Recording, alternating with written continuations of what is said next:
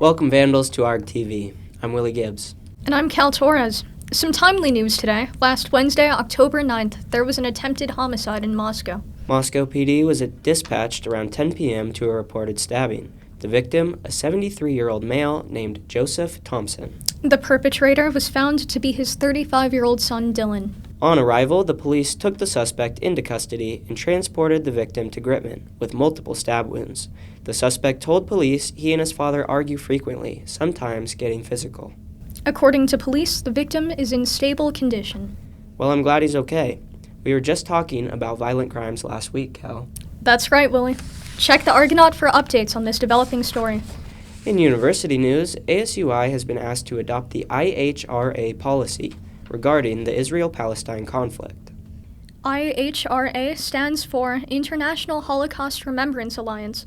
According to its website, it's the only intergovernmental organization with a mandate focused on addressing contemporary challenges related to the Holocaust and genocide. Real mouthful. Sure is. In simpler terms, this means that it combats Holocaust denial and distortion, while educating people on how it affects today's issues.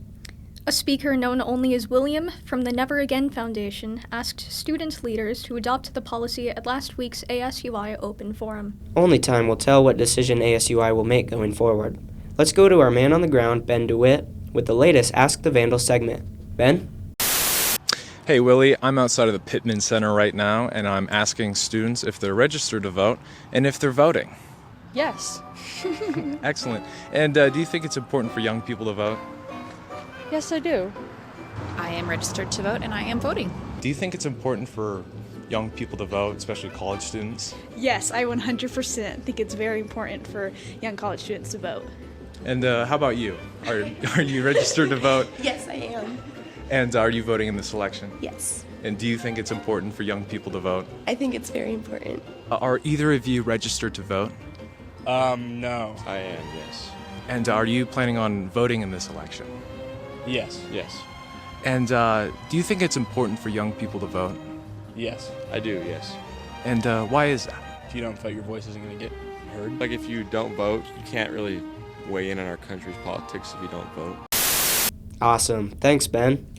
Let's think big picture now and talk about the decision looming over every Vandal and every citizen's heads. As November approaches and election season starts, Americans should make their voices heard by getting into the booth.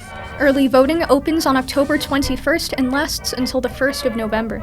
Election Day is November 5th. The first step is voter registration.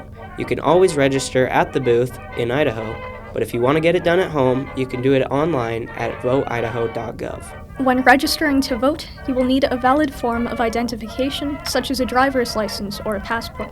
You also need proof of residence, which can be found on bank statements, paychecks, or a letter of enrollment from an educational institute. Students who are 18 years old, residents of the United States, and have lived in Idaho for at least 30 days before the election are all eligible to register. The polling location for students at the U of I will be the Student Rec Center. Polls will be open from 8 a.m. to 8 p.m. on November 5th. Students with further questions on voting can visit voteidaho.gov to learn more. That's all we have this week. Do your part and get registered. Thank you for watching ArgTV. I'm Cal Torres. And I'm Willie Gibbs. Until next time, go Vandals.